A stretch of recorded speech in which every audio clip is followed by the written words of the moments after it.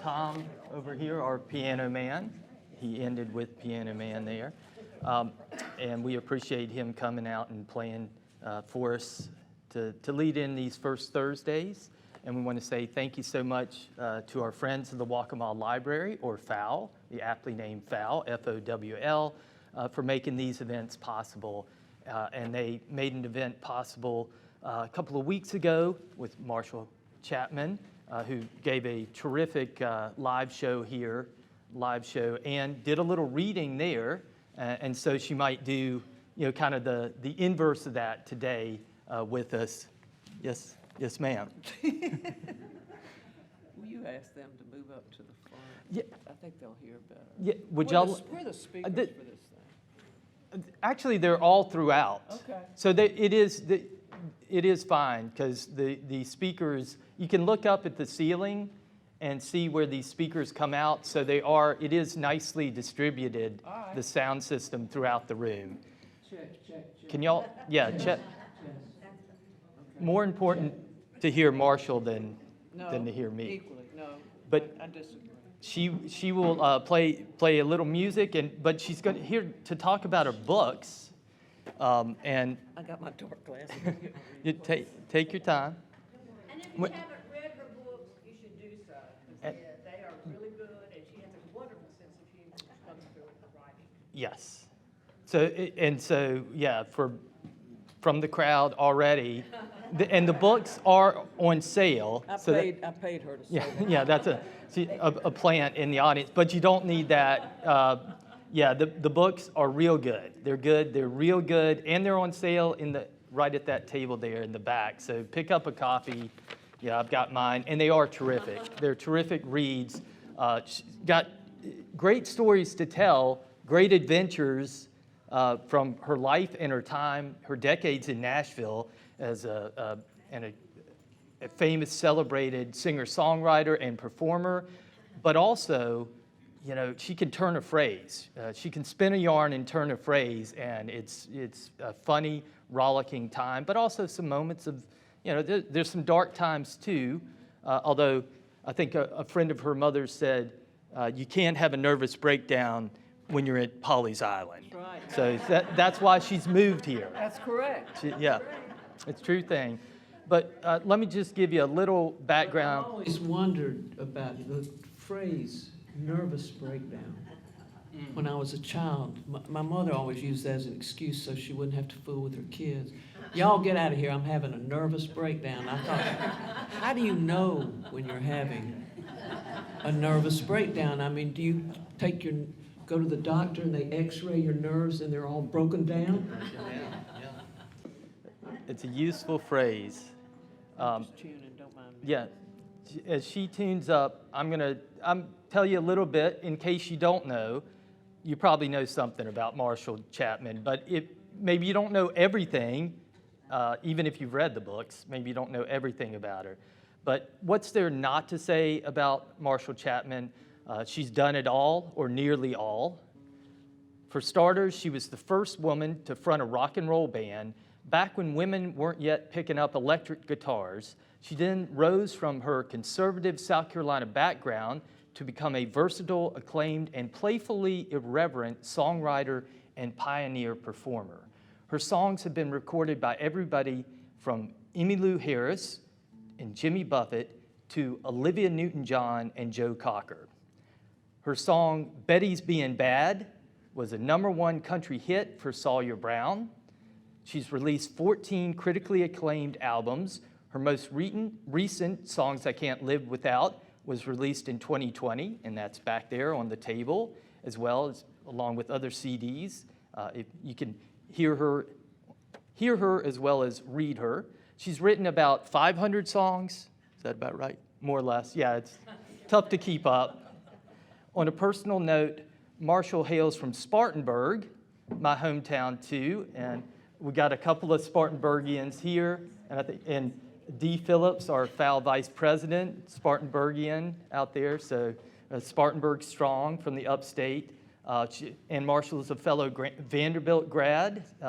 So we're very lucky she's relocated here, Spartanburg to Nashville to Pawleys Island, and with no nervous breakdowns, perhaps. More recently, Marshall has landed roles in movies, among them Country Strong, Mississippi Grind, and Novitiate. She plays an 80-year-old nun in that movie who loses her mind. So obviously perfect typecasting. Yeah, no acting required. She's a natural. But she's also a celebrated author. Her first book, Goodbye Little Rock and Roller, was a 2004 SIBA bestseller and book award finalist. Her second, we didn't plan this. They came to Nashville. 2011 SIBA Book Award nominee, and both, of course, available for sale right there at that merch table. You'll trip over it going out the door. So pick these up. They're terrific. She's been a contributing editor to Garden and Gun. Big fans of that around here.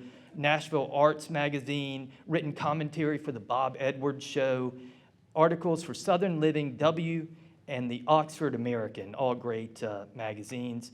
And she once staged a one-woman show called The Triumph of Rock and Roll Over Good Breeding.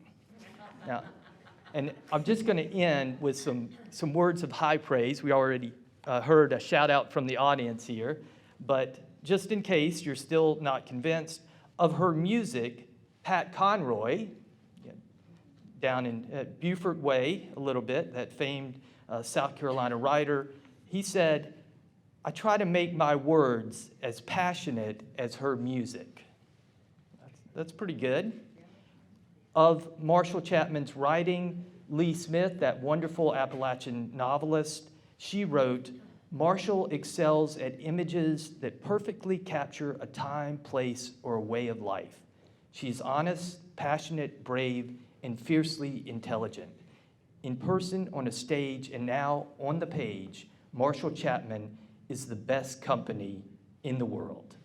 So we're thrilled to have her in our company today. Please make welcome Marshall Chapman. Thank you. Thanks, Dan. Thank you all for coming out. I'm going to start off just with a reading from the first book. This book is, I think it's got 12 chapters, and each chapter is the title to a song I've written. And I just chose the songs that had the best stories behind them, as far as where the song came from, what was going on in my life, what was going on in the world, what was going on in my head. And the truth is, when I finish this book, I really don't know where songs come from. They're magical to me. Sometimes I think they're all perfectly formed somewhere up there in the stratosphere. And the job of the artist is just to get ourselves out of the way so the song can happen. I always say my songs are a lot smarter than I am. You know, I don't know if I can cuss in here, but we're taping it. Or will children be looking at the tape? Well, anyway, this is from the prologue.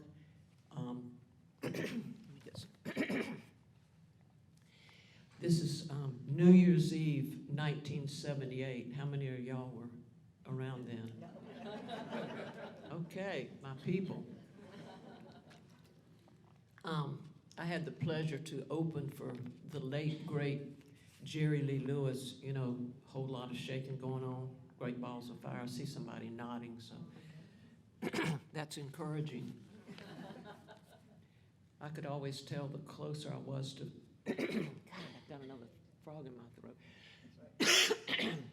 The closer I get to Faraday, Louisiana, when I'd be out book touring, the more the audience response when I would read this.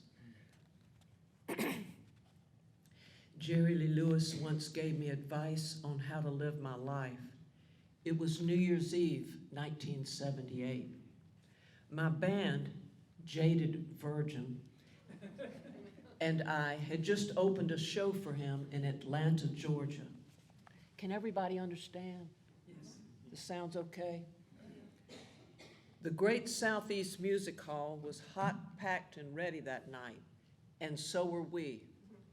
With Marshall amps stacked to the ceiling, we played our usual sizzling and explosive set, working the crowd into a hot and sweaty frenzy before retiring to the small dressing room that had been reserved for me, my band, and Jerry Lee's band.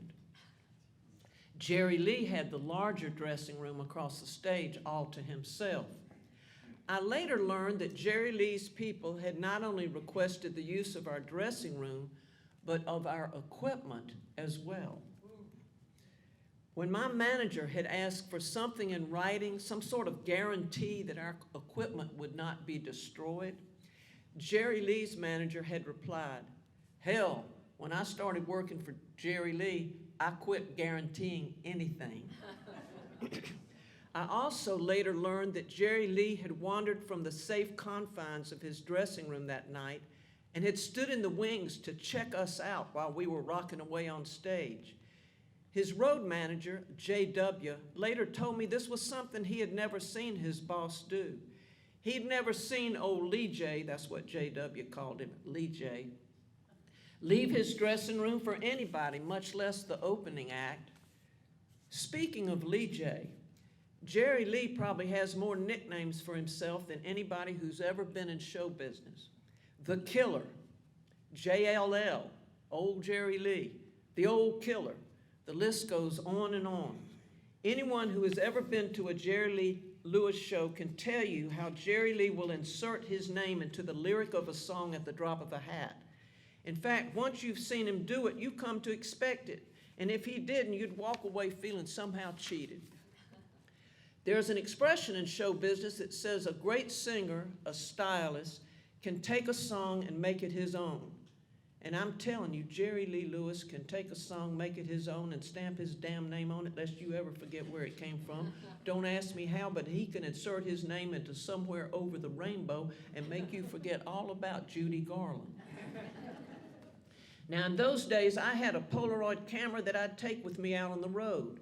It was the perfect accoutrement for 70s rock and roll, instant and disposable. I like to take pictures of unusual things I'd see out there, so I was taking a lot of pictures.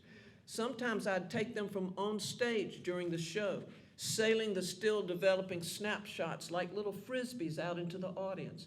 That night at the music hall, I was hoping to get a Polaroid taken of me with Jerry Lee for my own personal rock and roll archives. For my money, when it comes to rock and roll, Jerry Lee is in an upper echelon triumvirate consisting of the Father, the Prodigal Son, and the Holy Ghost. Elvis being the Father and Little Richard the Holy Ghost. And I always like that John Lennon quote about "Whole Lot of Shaking Going On" being the only rock and roll song ever recorded. The rest of us are doing something else, he said. So after our set, still drenched in sweat, I stepped across the back of the stage, camera in hand, for what I hoped would be an impromptu photo session with the Killer. The first person I ran into was Phoebe, Jerry Lee's then 14-year-old daughter by his once 13-year-old cousin wife. Now, I wouldn't see Phoebe again for another 20 years, not until 1998 in Memphis when I played the Blues City Cafe, a club she was managing on Beale Street, The gig was a NARIS-sponsored songwriter thing hosted by my friend Keith Sykes. I'd driven over from Nashville that day in time for sound check, and while waiting around, sound checks are notorious for lots of waiting around. Right, Dan? That's right. All right. I inquired about a dressing room. The bartender told me they didn't have one, but I was welcome to use the upstairs office. So trudging up the stairs with my guitar, I heard a booming female voice. "Marshall Chapman, where have you been? I thought you'd be dead by now." It didn't take long to figure out who the voice belonged to. There were pictures of Jerry Lee all over the walls. I looked at them, then looked back at her. She was his spitting image, only with long strawberry blonde hair, and pretty, if you can imagine that. "Phoebe," I said, "is that you?" In the ensuing conversation, I asked how she got her name. Turns out Phoebe was the name of a character from one of her mother's favorite soap operas. I thought that was cool. Where I come from, you always got named after somebody else in your family, and it didn't matter if they were dead or alive. I'd grown up in Spartanburg, South Carolina, with 2 other Marshall Chapmans, an uncle and a first cousin. Sometimes I think I went to Nashville for no other reason than to be in a city where I could have my own name. I have friends who've named their children after things, like an island or a bottle of wine. Names like Cayman, Merlot. Names with romantic attachments to the circumstances surrounding conception. My mother once told me that I was conceived on a train going to New York City. She said it wasn't easy either, since she and my dad were both real tall and crammed into a sleeping berth. I got the impression that a lot of giggling and maneuvering was involved. But back to Atlanta and the 14-year-old Phoebe. I asked her if she wouldn't mind taking a picture of me with her father. Sure, she said. You want to meet him first? I nodded that yes, I would like that very much. So before taking the now treasured photo of me and her dad draped over an easy chair looking for all the world like 2 teenagers at a first prom, introductions were made. Hi, I said, extending my hand, whereupon Jerry Lee withdrew his like a snake had bit it. He then looked right at me, his eyes burning with the mixture of tongue-in-cheek danger and mock fear, masking what I can now only imagine as disbelief. Then he said, and I've never forgotten it, "Don't you burn out now, hon." Now, a year or so later, when I found myself in one of those hospitals for tired people, I began to think about what Jerry Lee had said. I mean, it's one thing when your mother says, "Honey, don't you think you better slow down?" But when the killer voices his concern, well, now that's a whole nother thing. It might just be time for a little self-reevaluation. Thank you.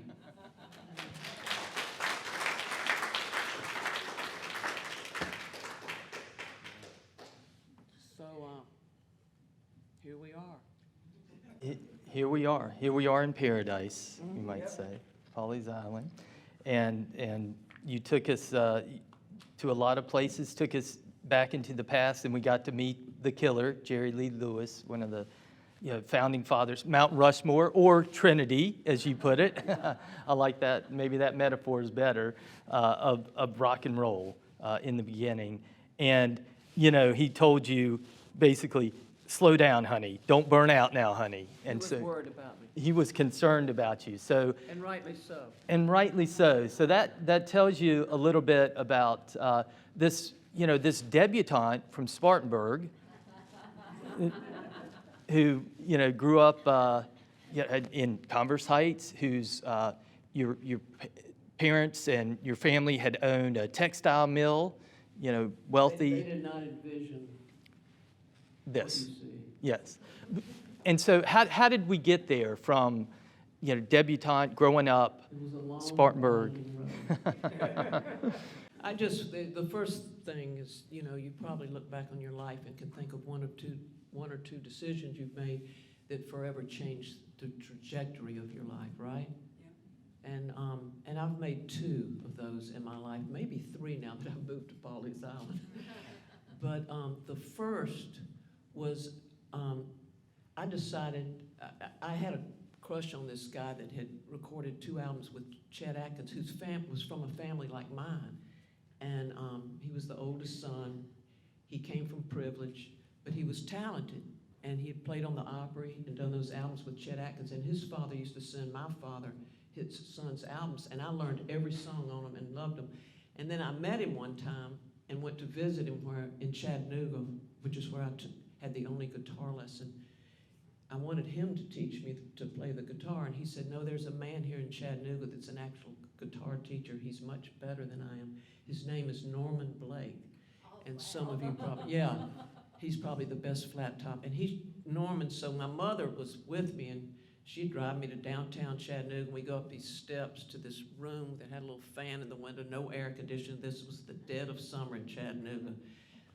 And Norman Blake was sitting there, and I took 3 lessons from him. Those are the only guitar lessons I ever had. But Walter, later, at the Fords' house, we were talking, and he was playing some music, and he asked me if I'd thought about college. I said, I don't want to go to college. I just want to play music. And he said, well, you know, in my family, you really didn't have a choice. You went to college. So, and they paid for it, which was great. So I just decided, he told me, he said, you should go to Vanderbilt. And I said, Vanderbilt, what's that? I didn't even know. And he said, well, it's a really good school, and your parents are like that. But more importantly, it's in Nashville, Tennessee, and that's where you belong. And I took that to heart. So I go back to Spartanburg. Nobody in South Carolina went to Vanderbilt. I mean, it's usually the Midwest, a lot of people from Texas, now all over the world, but I probably couldn't get in now. But anyway, to Vanderbilt I went, and my parents didn't want me to go to Vanderbilt. They wanted me to go to Hollins, Sweetbriar, Converse. I called them lady factories. And I just stood firm. They didn't even go with me. I mean, my father didn't even, he went with me to look at Hollins and to look at Sweetbriar and all these other schools, but he didn't even go to Nashville to look at Vanderbilt. That was not on his list for me, but I just applied and I went. And that was probably one of the best decisions I ever made. Nashville was the perfect city for me. I absolutely loved living there. It was just such an exciting time, especially the 70s, which is, I always say, when the 60s hit the South.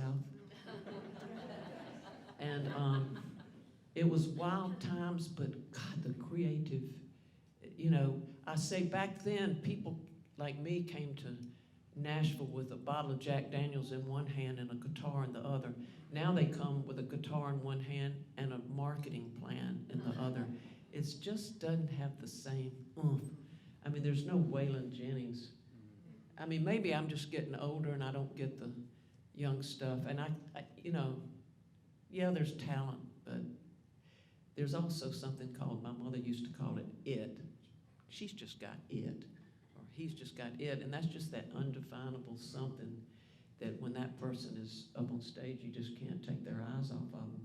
And that's what, you know, hearing people like Waylon, and they befriended me, Waylon Jennings and Jesse Coulter. I used to go out and, you know, play pin ball and with Waylon all night long, and then I'd end up back at their house, and Jessie would get me up early in the morning and take me to the Lord's Chapel to church because she was real religious. So I tell everybody, you know, I had Waylon on one shoulder and Jessie on the other, and they were like fighting for my soul. And somebody said, who won? I said, Waylon. But anyway, it was just great times. And back then you could just walk into an office and play somebody a song. And that's what I did when I wrote my very first song. You know, when I graduated from Vanderbilt, my parents drove out to Nashville with a U-Haul to bring me back to South Carolina, and with my grandmother, Miss Nanny, from whom I was named. And I had to tell them I wasn't going back to South Carolina. I'd found a condemned neighborhood with a room in a house that was $50 a month. I thought, that'll work. And I was waiting on tables. I had a job at the Red Dog Saloon in Nashville. It was the first before the Exit Inn. It was the first underground, and this guy from Mississippi named Red Dog had started it. So after graduation, I took my parents to introduce them to my employer, Red Dog. And he had a bottle of Glenlivet scotch in his office, and he talked like this, you know.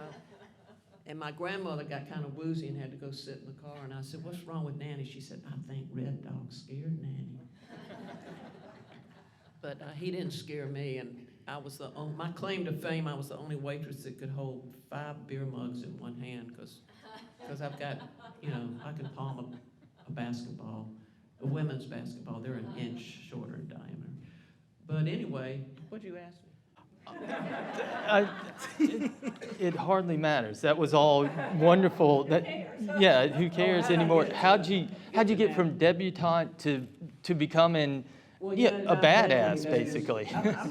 It's hard to do, but I have made my debut twice. And, you know, I thought it was the silliest thing I'd ever seen. A bunch of people get dressed up and act like they're somebody and make their bow to society. And traditionally, it means you're now ready of age to be presented to society, and you can date eligible young men and all that. I could have cared less, but it meant a lot to my grandmother, so I did it, you know. And then the other one was the Chattanooga Cotton Ball, just so we could all go to Chattanooga and drink a lot.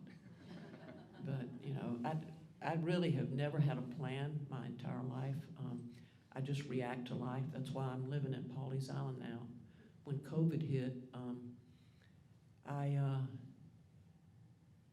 I just started feeling claustrophobic in Nashville. It's growing very fast. And also my marriage had ended. By the way, if any of y'all were here last time, somebody up on the front row asked me to sing.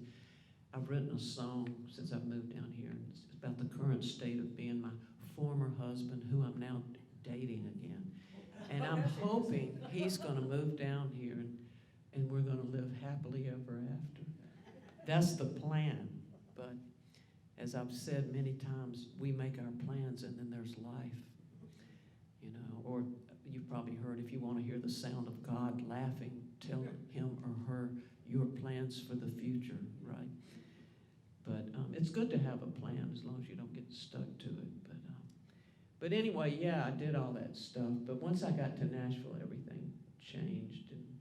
And I was a perfect little co-ed, you know, wearing villager skirts and all that. But, you know, I don't know if y'all remember those times. I was at Vanderbilt from 1967 to 71, and the world was just turning upside down. That summer of 68, you know, I mean, and we had just had, Robert Kennedy had spoken at Vanderbilt, and then he was shot right after that. Martin Luther King was shot, and it's just like, what's going on? And I'm starting to feel that way right now. I'm just really glad I'm as old as I am. Do y'all feel that way sometimes? You know, Billy Joe Shaver was a great friend of mine, and one time we were all playing in the round at the Bluebird Cafe, and 4 songwriters as being, I think, Guy Clark and Billy Joe and Gary Nicholson. And the subject turned to death, you know, songwriter's favorite subject. And so everybody was saying their favorite death quote, like Woody Allen, "I'm not afraid of dying, I just don't want to be there when it happens." You know, but Billy Joe, being Billy Joe, just off the top of his head said, "I have a feeling when I die, I'm gonna wonder why I didn't do it sooner." I love that. So that's how I feel about it. And the way the world is right now, I'm just so, you know, you know, I've never let politics stop me from loving anybody, and I'm sure we've got everything in this room, and with all due respect, but I never thought I'd live to see a president arrested, and I just, and just the reactions to it, it's already just getting crazy. I mean, it's bipartisan reactions. There are people on both sides that think it's just horrible, and people on both sides that, yeah, you know, and just people hating each other because of their politics. One thing I know for sure, whatever comes next, you know, after there's not going to be any politics. And I'm really looking forward to that. Yeah. Thank you. Wow. I just try to live in the moment, and because that's all we have, and I'm in the moment. One of the things I do love, even though I'm a nervous wreck whenever, as I was telling Tom before, the young man that was playing the piano, there is nothing natural about getting up in front of people and doing anything. So it always when I wake up, I usually throw up. And I've been doing that my whole life. And I'm used to it, because it just means, you know, it's just an emotion. And you've got your heart beats a little bit faster, but you got to have a plan, you know. Y'all are here. I can't take a nap. That ain't going to work. So, you know, just try to stay in the moment. And nothing puts you in the moment like sitting up here. Yeah. I mean, and that's one of the things that's exhilarating about it if you survive the first 5 minutes. I always say I'd like to be able to parachute into a show about the 3rd song. Then I could be really cool. But otherwise, I'm like, oh God, what's going on? Are they, you know, trying to break down the 4th dimension, as they call it? What are we talking about? Well, you're doing wonderfully. I mean, you're hitting, you know, just taking off and running, and you're making it very easy for me. Good. This is I have no worries, because this is wonderful, and you're obviously a natural storyteller. So, and I guess I'd ask, what your prolific songwriter, celebrated songwriter, how did you? It's telling stories in a way, but you only have a couple of minutes to do it there. How about sitting down to write? How? That's a good question. Yeah, how is that? How did that come about? How's that Man, different? it's like this book right here, what I just read, y'all. I sat down one day and said, Jerry Lee Lewis once gave me advice on how to live my life. And then I kept writing. And after 30 pages, I knew it wasn't a song, you know. And Lee Smith was a good friend. Maybe you read some of her books, Fair and Tender Ladies. She's a novelist, great American novelist from the South. And a dear friend because she lived in Nashville for a while. We used to run around together after I decided to stay, and I was clueless. And her husband was a poet in residence at Vanderbilt, a guy named Jim C. And we used to just go out every night, go out on the town, and we'd go hear the Ink Spots one night, and go see some movie that I didn't understand, you know, the next. And there was about 6 of us that ran around together. But what were we talking about? You were. Oh, songs writing. and How you got books. into writing, yeah. You know, and so I faxed Lee those 30 pages, and she called me back, and she said, she was real encouraging. She just said, oh, you have no idea, you have no idea. I don't know if y'all know Lee, but she talks like this. She said, you have a voice. You have a voice. That can't be taught. You cannot teach that. Keep writing, keep writing. And I've still got her notes. Well, Vanderbilt Acquisitions has it. They have all my papers and everything. I got rid of all that before I moved. I came down here light. I didn't want it. And I've got free posters over here. Take them. I'm just getting rid of everything. Because I know, you know, when my mom died, we cleaned out her house. I've said, nobody's ever going to clean up after me when I'm out of here. They're going to walk in and think, oh, what a nice clean house. Let's sell it, you know. But anyway, she said, she just kept encouraging me. And then after I'd written 3 chapters, she said, I've got a friend who's an agent, and I'd like to give her these 3 chapters. And I said, and she said, is that all right? I said, yeah. She said, good, because I've already given them to her, you know. And the agent was from New York, and she, you know, after I finished the book, I went to New York, and we had 3 publishers interested. I couldn't believe it. And I hear about people that it just takes years to get that done, so I feel like I was real lucky. But that's the story of my life. I mean, you know. Lucky and good. I just feel like, I don't know. We got 3 offers, and one of them was St. Martin's Press, and they didn't want to mess with it as much, so I went with them. But, you know, and I think someone like Lee Smith, who, if you haven't read her, you should pick up a Lee Smith novel. But she's got, voice would be the thing I would hit on with her. She's wonderful voice. Her voice is incredible. But she recognizes that's an extreme compliment for her to say, Well, Marshall Chapman has, the voice just comes through naturally, and I think that's absolutely true in your writing. well, and getting back to your original question about the difference between writing songs and writing a book, a song you can, I mean, most songs, the ones I love the most, you just knock them out. They're 3 minutes. And of course, my novelist friends are amazed at songs because they say, y'all do in 3 minutes what we try to do in an entire novel. And it's true. And I think the music is what enables that to happen because it just gives it this emotional foundation for the words to surf on. But to use beach terminology. But a book takes forever, and it's really lonely, and it's a long process. And you finish your manuscript, and you think you're done. I always say, but that's when your heartache begins, because then you get into the editing process. And I don't know, are any of y'all here write prose? My husband's a writer. Yeah. I edit his stuff. Well, you know, I feel like and I think it's really important to have a champion while you're going through that lonely, because I was just my office was like a closet. I just go in there like this cave, and just, Chris would bring food to me in there. I wouldn't even get up and go to the table to eat, because when I get to the end of the chapter, I was like a horse running back to the barn. I couldn't stop writing. This thing just possessed me. I've never tried to do anything. I usually try not to do things. And then it was like that song that I sang about the current state of me and Chris, my former husband that I'm now dating. That song possessed me. It wouldn't leave me alone. I tell everybody whenever I feel like, I'm 74, if I feel like writing a book, wake up and or a song, I go take a nap until it passes. But every now and then I get possessed and I can't help it. And that's what happened with these two books. And but there's a book that, again, Lee Smith suggested I read when we got to the editing process, which I actually ended up enjoying that too. I always laugh and tell all my friends I'm always editing now. I even edit their emails. I mean, I edit, and my emails and texts. But there's a book called On Writing, written, believe it or not, by Stephen King. Do you know that book? Okay, great, you're in good hands.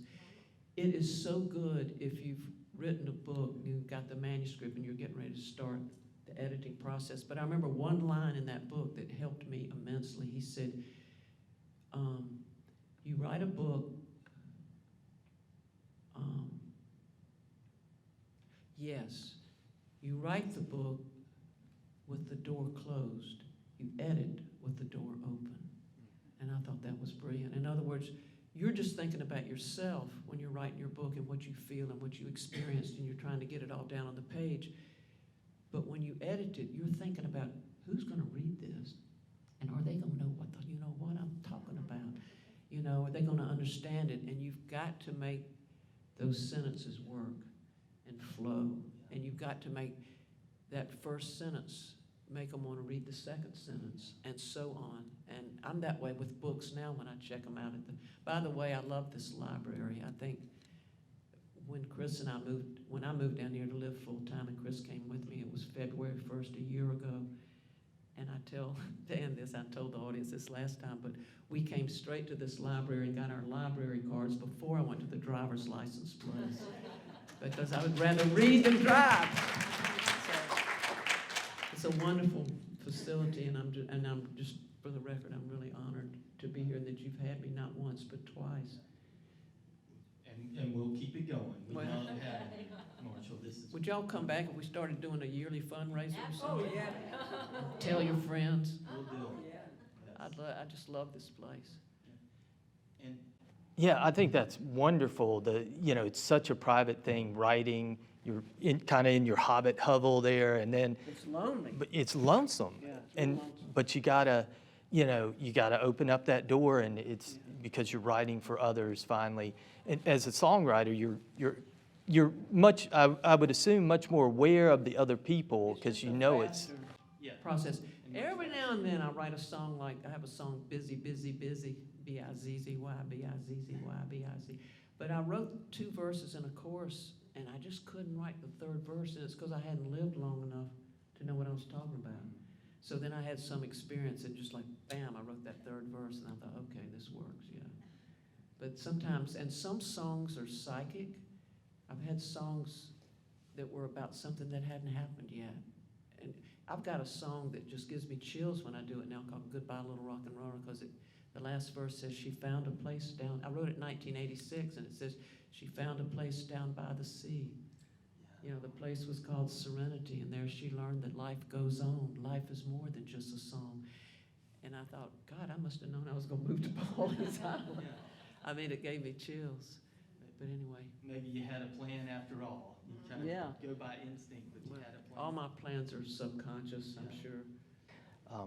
You did, when you were going through that, I guess the final stages of the editing process for Goodbye Little Rock and Roller, your book, you told me that you had someone from the legal department who kept coming to you again and again. Yeah, they had their lawyers read this book, and they flagged 109 potential lawsuits, I'm proud to say.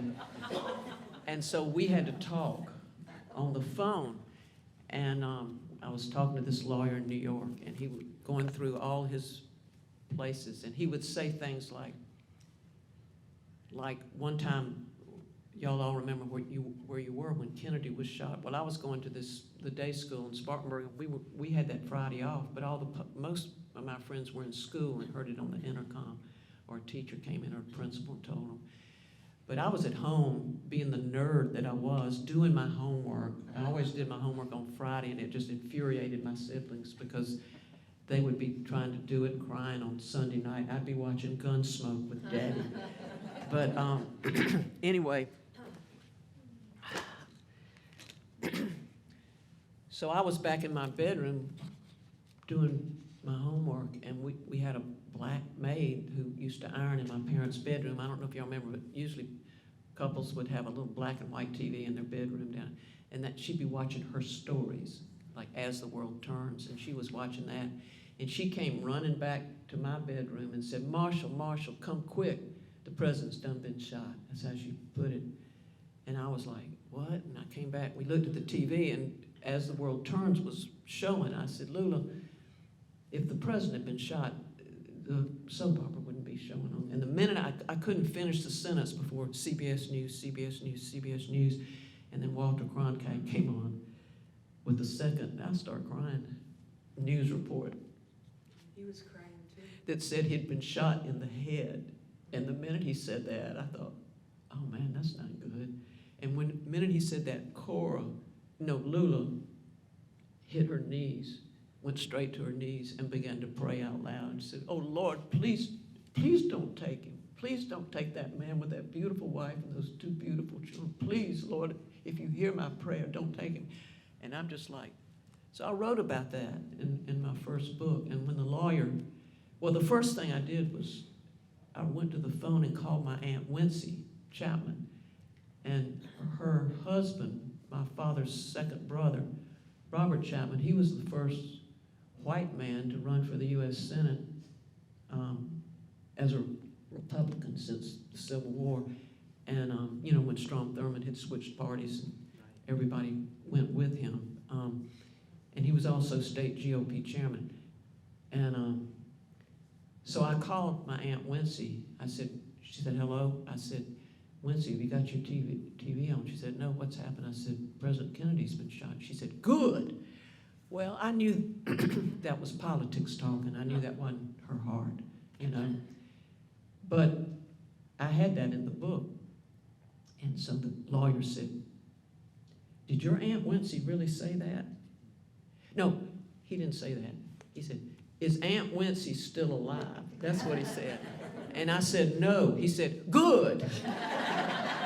Because if somebody's dead, they can't sue you. So there were a lot of questions of that sort. And fortunately, most of the people, were dead. I tell you, there's one sentence, it's pretty rough, but it's something I heard my mother saying when she was drinking. And when I wrote this book, I had no axe to grind with anybody. In fact, if I was writing something pretty strong, I usually would let whoever I was writing about read it. And if there was something inaccurate, it really made a better book. But Mother one time was drinking, and I remember she said, hell, I ain't nothing but Jim Chapman's white nigger. That's what she said. And I put that in the book. And so she had just gotten an email. I said, Mama, I'm writing this book. I know we're in a good place because we went through years where we weren't. And I said, I just wanted to run it by you. And fortunately, she was busy and moving and stuff. But she texted me back. She said, I really would rather it not be in there, or you could change it to hell, I ain't nothing but Jim Chapman's white slave. And I wasn't going to do that. And I said, well, let me just say, John Lennon wrote a song called Woman is Nigger of the World. And in that respect, the N-word is not racial. It's really about subjugation and having somebody under your thumb, whether it's because of race or gender or whatever. A lot of people don't know that. It's so become associated with just race. But it's anything you're trying to keep down. And I said, so, and I put it in context that she was drinking. And of course, it was also white male imperialism in South Carolina, which I think invented it. But with all due respect, gentlemen. But it's hard being a woman. I was raised to have children and marry some rich guy, and drive the carpool, you know, and take them to school, and I don't have children. I told my mother when I was 6 years old, I remember saying this in the back of the station. I said, Mom, I'm not going to have children. And my mother was hysterical. She said, well, what are you going to have? And I just said, I loved horses. I used to ride horses as a little girl. I was one of those horse-crazy little girls. I said, well, I'm going to have colts, because I thought I could spread my legs and a baby horse would come out. I instinctively knew at age 6 that that horse would grow up, I could put a saddle on it and go somewhere. But I knew that if a baby human child came out of me, it would put a saddle on my back and ride my you-know-what into the ground. And so anyway, that's just me. It's all good. Where are we? No, to quote your song, rode hard and put up wet. That is, yeah. So, and your mom, the wonderful story, I mean, and I think any parent, and especially mothers, can relate, but she would put y'all, you and your siblings on the bus. But getting back to that comment, I will say this. It ended up staying in the book, like she said it. And on some days, my mother was like, well, you know, Marshall, she has such an imagination. You know, I never said that. But I always said there were two mothers. There was my mother who was real, that she became more and more real the older she got. And then there was Mrs. James A. Chapman Jr. keeping that thing going in Spartanburg. And God love them all. But y'all know where the bodies are buried. But that was, so when I told her about John Lennon, the next sentence, my mother and I had a real estrangement. We went about 3 years and didn't speak, and it was kind of a necessary thing, sad, painful. But in the next sentence, I said, you know, I just don't think white slave would be right. And I told her about John Lennon. She said, here's the deal. It's your book. You write what you want. That's what she said to me. The minute she said that, it was like some sort of psychic umbilical cord between us had been cut, and she was no longer my mother and I was her daughter. I mean, you know, we were, but she became my friend, and our relationship just got better and better. And when I went to Spartanburg, they had an event at Wofford College, and you know, my mother was standing next to me. I felt like Strom Thurmond, and she was my handler, and she said, now this is Miss So-and-so. She'd tell me exactly what to write in the book. Normally I get mad when my mother tells me what to do. I was so grateful she was standing there, because I could just park my brain and just sit there and sign those books and write exactly. Now this is so-and-so. Her name's spelled blah, blah, blah. And she just told me everything to do. It was great. But she was so proud, you know. But at the same time, you know. And of course the cover, that's a whole nother thing. This was not my idea of the cover.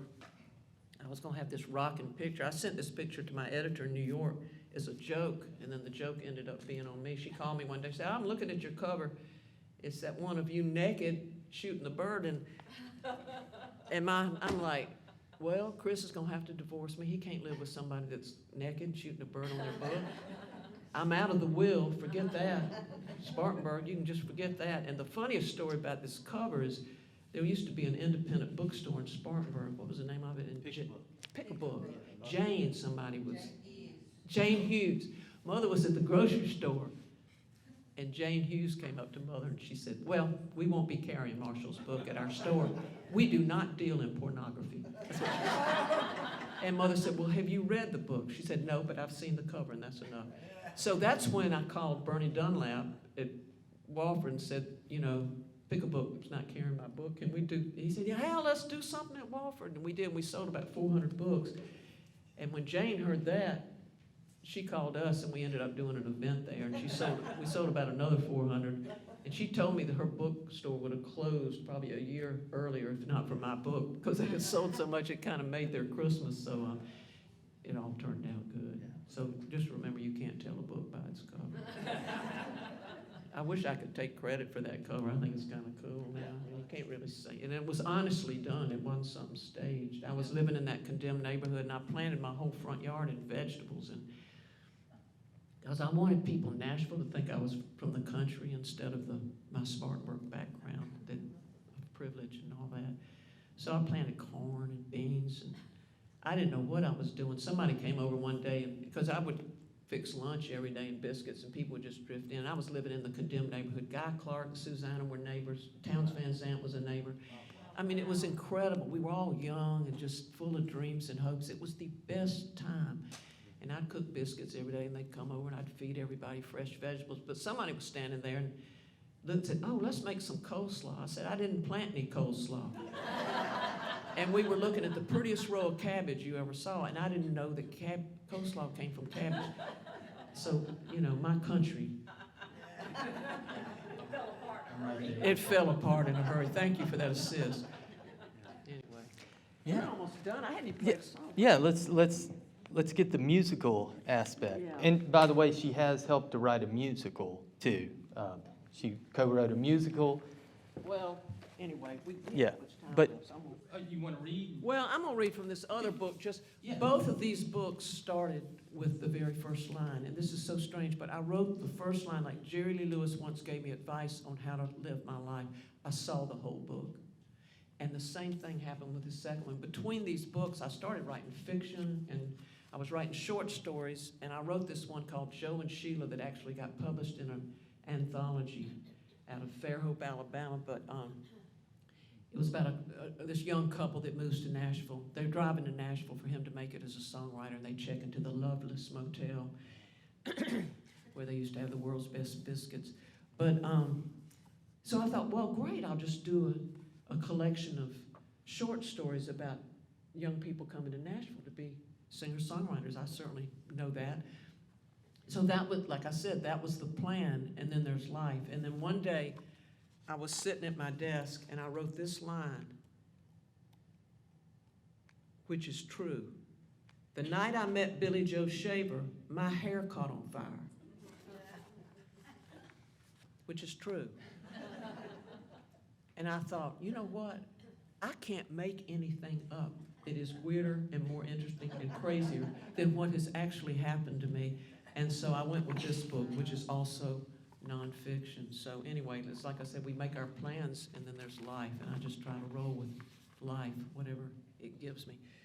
But we don't have time. I want to do one short reading from the other book, and then with a song, and then maybe we can do a Q&A. Does that sound all right? Okay. These chairs are comfortable. Mesh, yeah, it's almost as good. All right, let's see. Yeah.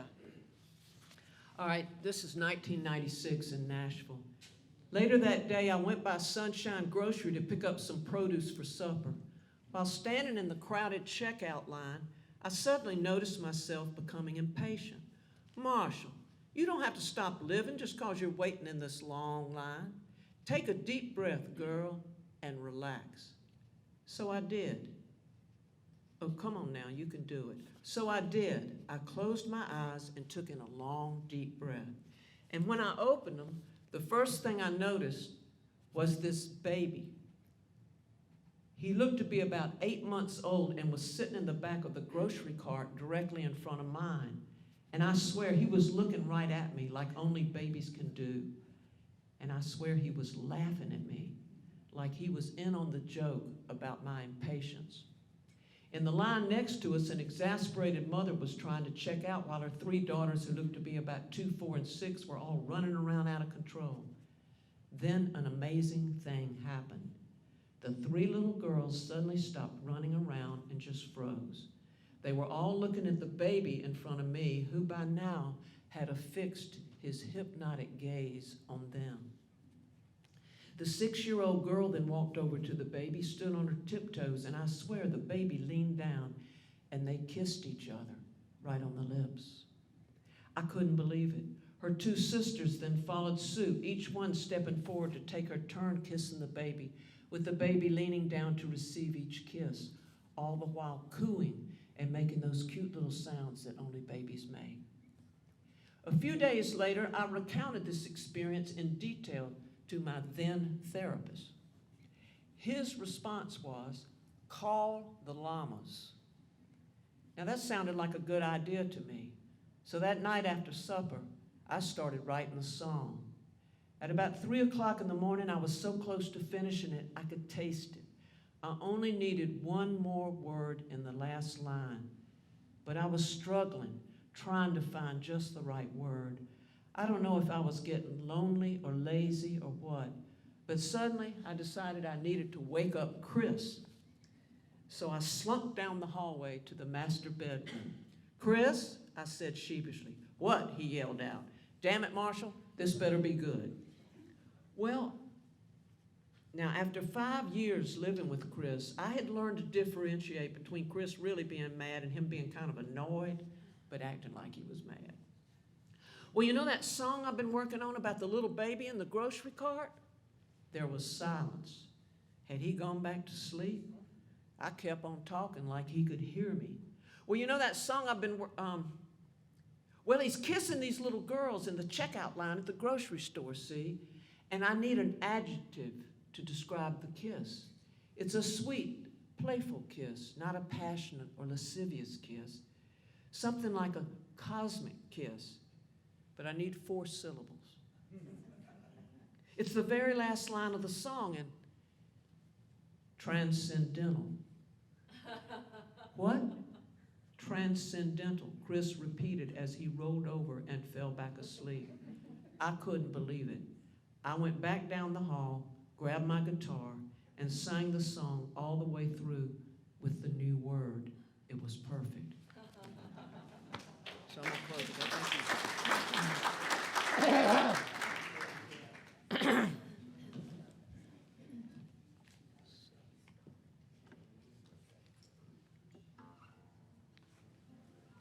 All right. Where you going? I'm going to take a picture. Let me get away from this thing.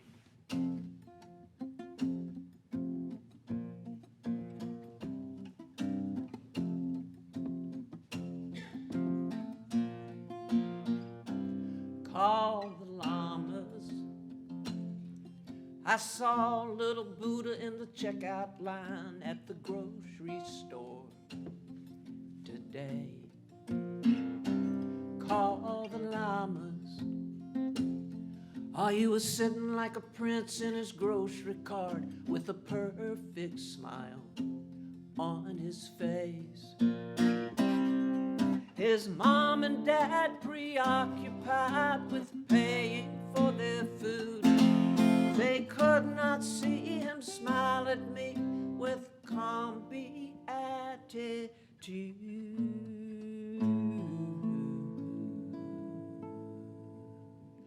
Call the llamas. I saw little Buddha in the checkout line at the grocery store today. Call the llamas. Oh, he was sitting like a prince in his grocery cart with a perfect smile on his face. Here we go. O-M. Y'all help me. Like in yoga. Ready? Om.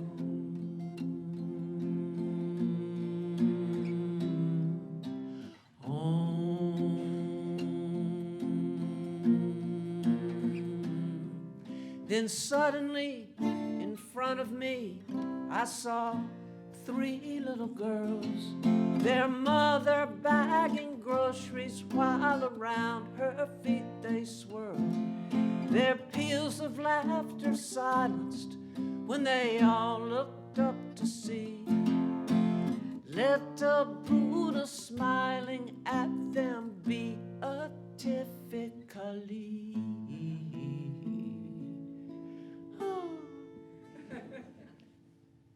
He leaned down towards them, holding all them in a state of bliss. Then one by one they each received his transcendental kiss. Thank you, Chris. Call the llamas. I saw little Buddha in the checkout line at the grocery store today. Call the llamas.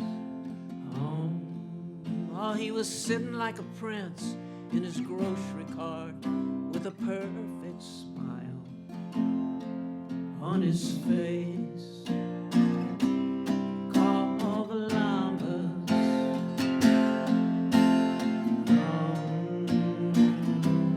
call the llamas,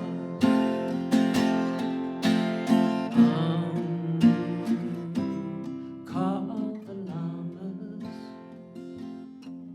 I saw little Buddha in the checkout line at the grocery store.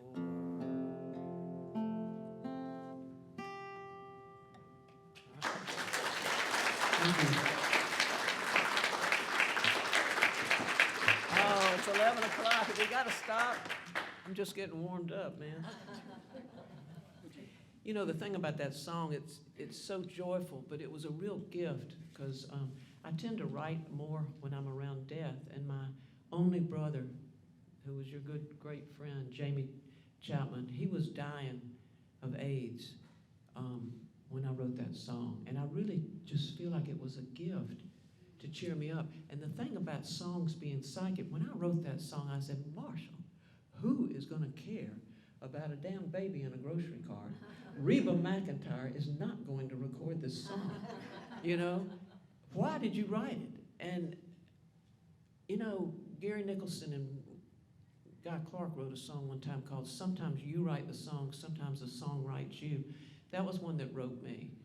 And so one day I'm driving down the street in Nashville and I realized I had to pull over to the side of the road and I burst into tears. I don't usually tell this story because then it makes the song sad.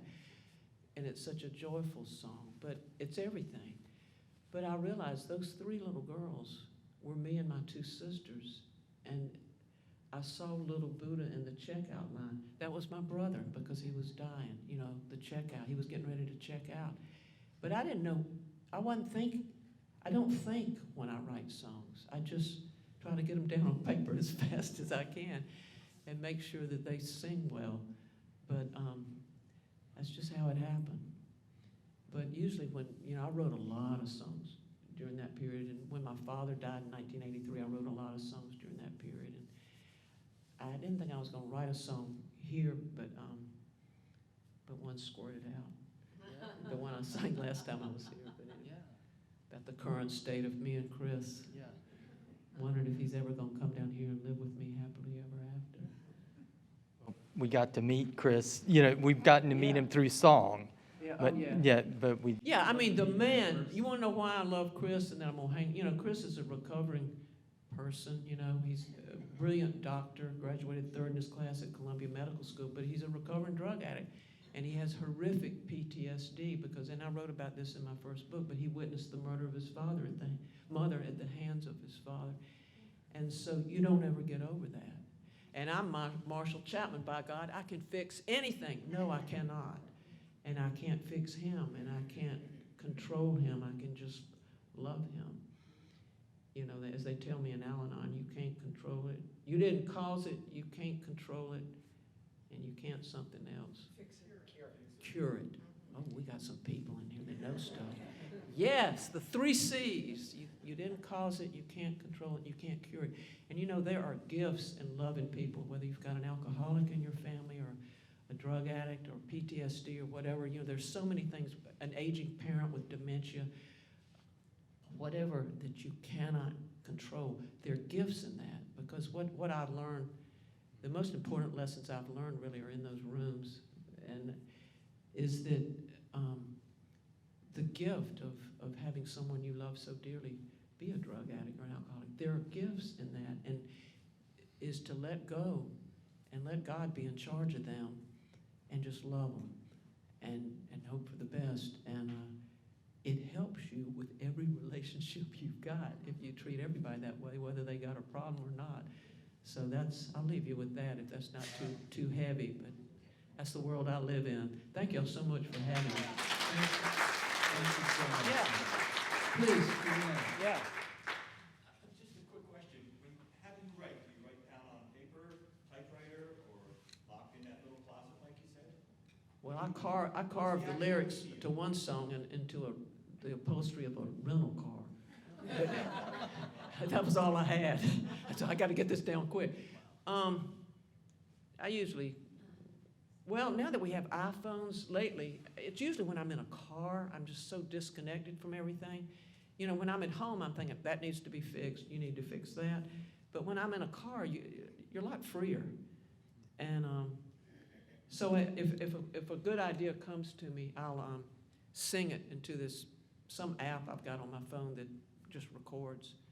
I'll sing it into that, and then when I get home, so I don't forget it, because the older I get, mental floss, you know, it's an adventure up there. Stuff doesn't stick, and then stuff just comes out of nowhere, you know. I can remember clearly what I did in the first grade, but don't ask me why I came in this room. Yes, ma'am.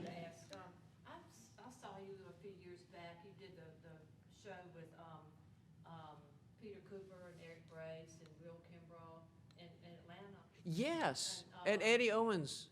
Eddie Owens' place. And I just wanted to thank you for introducing me to Peter Cooper and their music. Yeah. Because Yeah, he's That great. Man's Tattoo has become a joke between a friend of mine and I that went to the show Right. that night.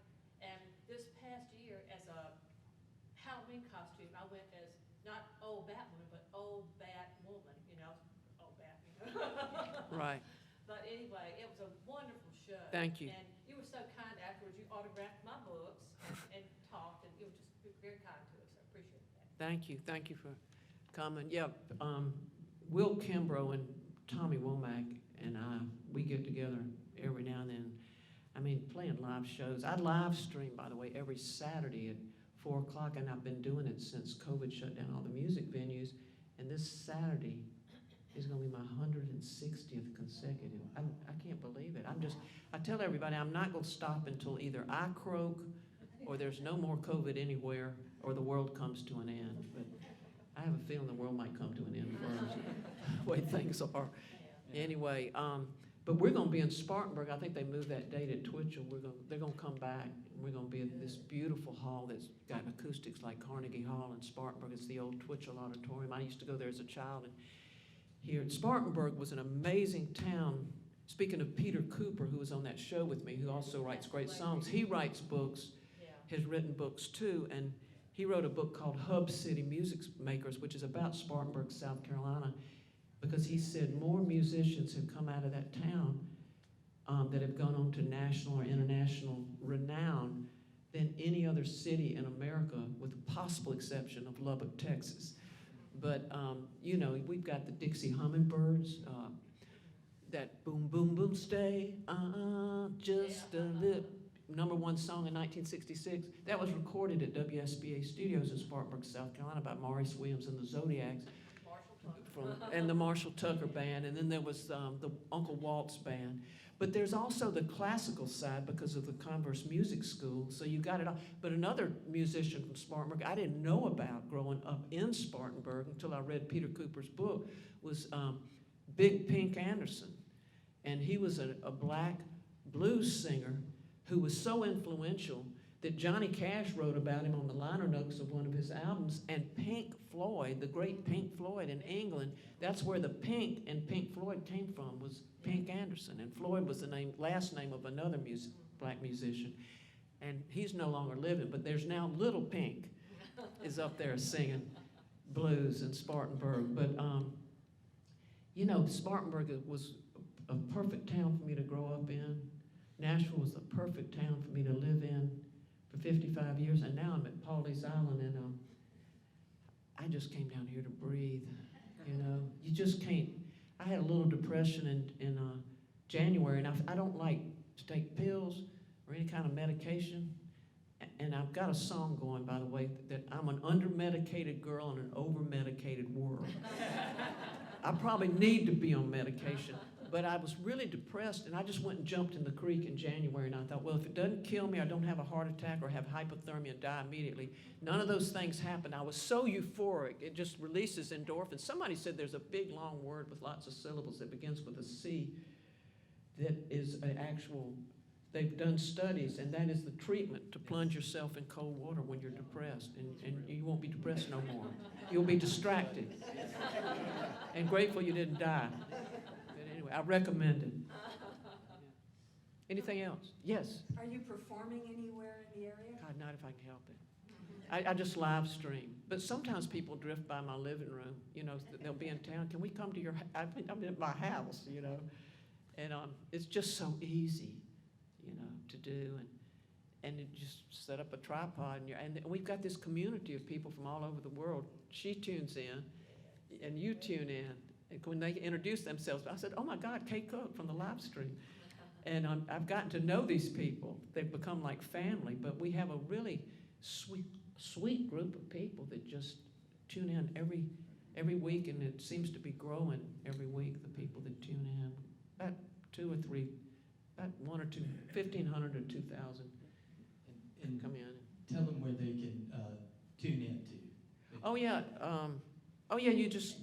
you're on your phone or your computer. It's Marshall Chapman Music, 3 words, Marshall with 2 L's, and you just go to Facebook and just do a search for that, and it'll just pop you right to the page, and I'll be there. Kim will be there, God willing, and the creek don't rise. Kim is who I bought my house from at Pawleys Island, and she has become my dear friend, and she's back there now if anybody wants to. Christmas will be here before you know it. But if we have books and CDs available. I've got every CD I ever recorded back there, at least one of them. But it's just an option. I'm not doing a hard sell. And this book is arranged, it's very creative for someone. I'm someone who reads a lot of rock and roll autobiographies, but this is one of my favorites. And it's arranged by songs, as you may have picked up on that. Her songs, and she's got the companionate CD back there for $10. So each of the songs that the chapters go by, including Call the Llamas. Yeah, Call the Llamas. So you can get the CD. And that's L-A-M-A-S. One of the things I love about writing a book is you learn. I feel like I got my MFA in writing that first book. I mean, because I just wanted to know. I got the book on grammar. I wanted to know every rule about grammar. So when I would break the rules, I would know that I was breaking the rule. But I just wanted to know. So I learned everything about grammar. And I learned how to, like, Call the Llamas is spelled L-A-M-A-S. If you spell it with 2 L's, it's a whole nother thing. It's that animal with the cute little eyelashes and the long neck. But L-A-M-A-S is like a spiritual guru from, you know, like, and I think I just seen that movie which informed that song too, about those guys that show up in Seattle and want to take that child to be the next Dalai Lama or whatever. I think that had something to do with that, because songs, they all come from somewhere, you know. One more question, or Any more? anything else for Marshall? Okay. I wanted to ask you one more thing. Do you think you might be doing any more acting? Well, I mean, that's another thing that I never tried to do. It just happened. I went and read for a movie just because I had a monthly column. I thought getting turned down for a movie would be something good to write about. And the joke was on me. I got the part.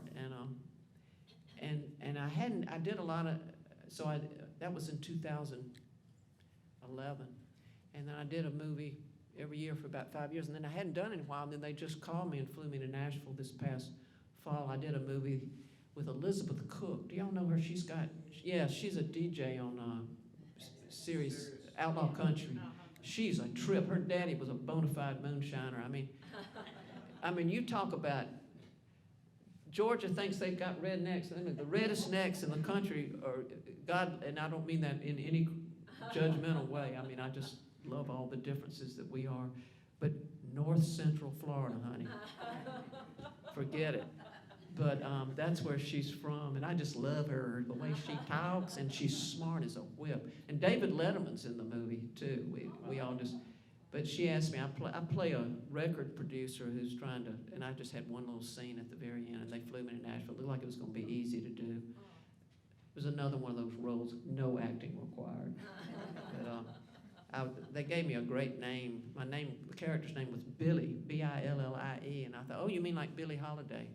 So I said, well, why don't we give her a last name and put Castaway? I was Billie Castaway. I like that name. So I was like an understanding. She'd had bad experiences with producers. She was getting on in age. It was kind of like my story. And so she met this producer at the end of the But it's called Bad on Paper. You know how some people look good on paper? Yeah. This is called Bad on Paper.